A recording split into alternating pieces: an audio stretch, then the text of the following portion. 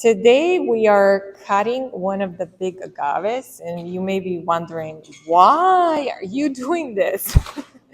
Because I think I made a mistake leaving four of them next to each other when the main one died, bloomed and died. So it's just been a bit dense with agaves here. And just in general, we have to do maintenance every year and take some of the agaves because they grow like weeds here. This is actually the biggest, I think, agave we have ever cut and we'll need to remove. It's going to be probably heavy to take out. So I'm glad Jeff is going to help us today. And I wanted to give you a tour of the plants here that have grown so much.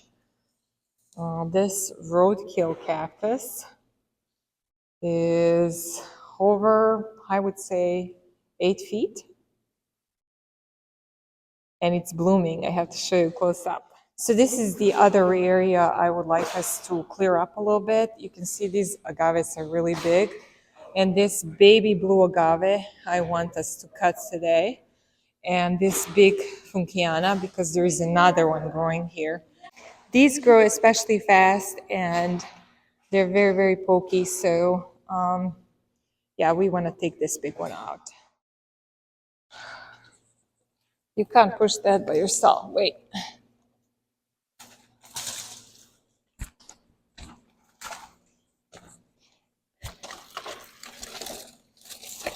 Watch out, these spikes are really bad.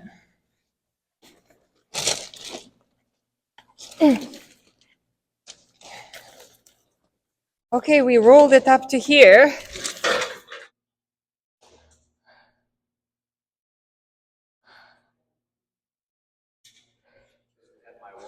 I think this is our fourth or fifth cart full of leaves. We finished the big one, guys, and I'm going to show you how it looks now. After we did it, we're going to have to bring some rocks. Here you go. Looks so much better. Now we're working on these two, the baby that was next to this one, that we already cut the leaves. And this funkiana that was really, it was getting hard to weed here and clean with how big some of these agaves are. So we're pulling that out. Okay, let me try help you lift it up.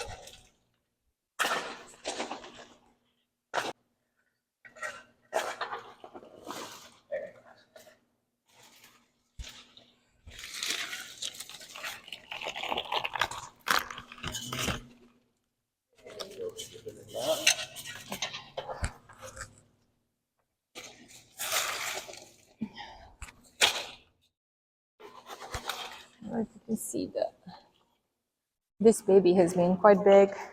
So we're gonna actually try to straighten up this one after we pull that baby because it's encroaching into this area with eucus and euphorbias. So my idea is when we get those babies out to push this one on the left and put some big rock underneath. So guys, we finished up the project we were working on today at the conservatory. Sorry about my hair. And I'm going to show you now plans around the windowsill as well as here inside of the dome. So here is how it looks, guys, after we have taken out that big agave. We have a lot of new babies growing as well, so we're going to probably keep one, but yeah, this looks so much better. And Jeff brought in some stones, so he filled that hole. And just so you can see how much this mangave has grown. I think this is purple people eater. Then these cuttings that I placed here that were from donations, looking really good. We just trimmed this one last week. This is the puntia cactus that you can make food out of, and it really requires regular trimming because it grows so much. I think it's like yeah, it's like plants that produce food, so you have to cut them. And usually twice a year, we have quite a lot of cuttings from it. Here are these cuttings. You can find the projects when I place these in the ground and how much they have grown. Looking pretty. Our previous director brought this cholla. It's like a dried cholla cactus, like a decoration. And then we have some opuntias here. We also trimmed this one. This was a lot of work. It just grows so much. Looks good now. And then we have some new additions here inside. So these over there are the donations that we cleaned up, did surgery on some of them, sprayed them, and then added them because they kind of are the same family as these. We got this one as well. It has actually grown since we have placed it in the ground. It was in the pot, and we're creating another area here that's going to kind of resemble this area with agave and some cacti, and that's where we moved our rocks with our names so that it's more visible. This is also a donation we placed in the ground recently. We have to take care of all these babies. You see, guys, how much they pop, the agaves and yuccas. So if we wouldn't pull them, this would be just covered. So all of these babies can go for sale. There's some of the stapelias here, giganta. There's some cacti. Look at this mangave. It's so happy here. It's growing like crazy. It's like 3 feet in diameter. Some variegated opuntias here. So this is the area where we pulled that big agave, and you can see how many babies there are still. And we pulled probably 10 babies out. This cactus, we have a video where we placed this one in the ground. You can see how much bigger it is. It has really interesting blooms. So guys, look how tall it is.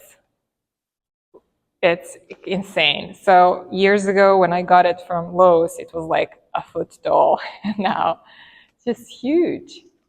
And this is first time that we're seeing it bloom. So here is close-up blooms. Really cute. Here's this area, guys, that we just cleaned up. Oh my gosh, it looks so much better. We actually straightened up this agave by pushing it and supporting it with a rock. So I brought this little agave here this year, and it actually grew a baby. How exciting that is. Euphorbia section. Here's my Racinifera that I brought here. And then I just realized, I can't believe it, it survived. I put some cuttings of Huernia zebrina, and look at that. It's actually happy here. Oh my gosh, real happy. I'm so happy that it looks so clean and healthy. I forgot about it. So here is like a mini version of sedum. I brought this one a while ago here, and it's really happy. I'm just going to show you how heat affects some of these sedums. Sedums really love cold. Oh, she just sprayed them. So I can't show you, but this one was so infested with pests. In just 1 week, we sprayed it, it was clean, and we came back and it was full of bugs. And it's right by the heater.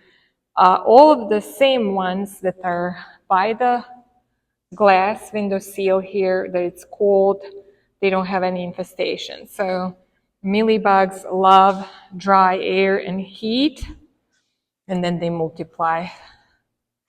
So we have some echeverias that are a bit infested, so we had to spray them. It doesn't look the best. This is the mouse tail. Whole windowsill is full, guys.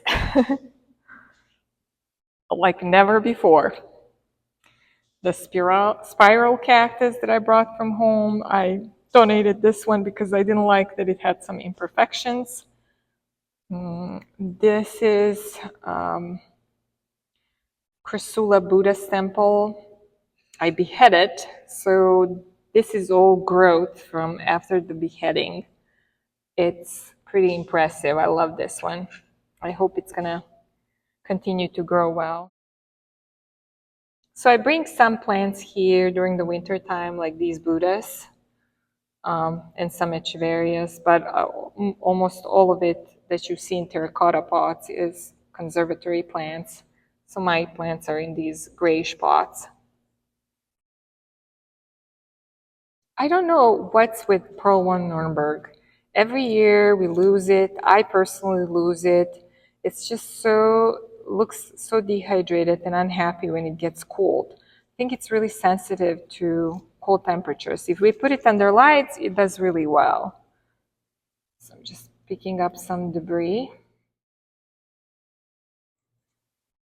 This one we have for years, and it's now double-headed, the purple Livingstone. Here are our lithops. Here is the mother plant of the ghost euphorbia, brought this year as a donation to Conservatory. I think it's going to be happy and grow here. I started the new one that's already quite big. This arrangement that I call pink arrangement, made this year, is so happy. You can't even see the 3-tier pots because it's just so full of rosettes. This was an imported plant I ordered from eBay, and it kind of came in poor shape. You can see the difference in the color and some of the damages, and now the new growth in a conservatory that's really bright white, blue, light blue. Seems very happy. Moonstones. This one always struggles here. This is a cutting of the booby cactus that I have at home. I brought it here and it rooted, and now we're going to have a booby cactus here as well. Pentandrum, Purple Delight, beautiful cactus we got from Ed at Gast Farms. Oh, look how neat it is. This was ordered from a seller from Instagram. I think it's called Mimi's Succulents. So she sells rare imported plants. It looks really nice.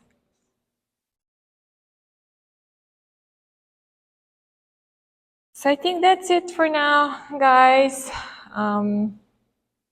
We're heading home. See you next time.